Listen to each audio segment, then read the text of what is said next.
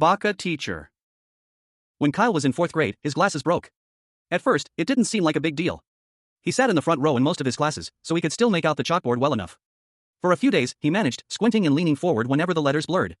But then one of his teachers noticed. "Kyle," she said one morning, "I see you still don't have your glasses. Are they still broken?" "Yeah," he admitted, shrugging. "But it's fine. I can still see the board." The thing with this teacher, though, was that she had a very particular way of running her classroom.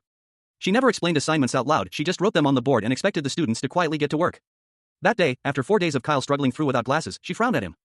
"It's been long enough. Your parents should have gotten you new glasses by now. Since you don't have them, you'll sit in the back of the class today." Kyle froze. The back row?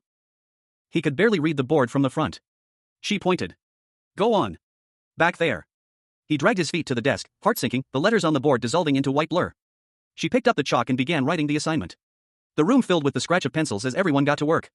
Kyle stared at the wall of fog in front of him. "I can't see it," he whispered, almost pleading. "Sit down, Kyle," she snapped without turning around. He looked desperately to his friend. "Stacy, can you tell me what the board says?" Stacy glanced at the teacher, then leaned closer. "It says." "Stacy," the teacher's voice cracked like a whip. "Don't you dare tell him. He needs to learn a lesson." The room went silent.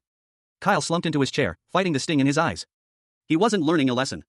He wasn't learning anything at all, except that sometimes, adults could be cruel in ways kids couldn't understand. And for the rest of that hour, Kyle just sat there, staring into the blur, feeling smaller and smaller.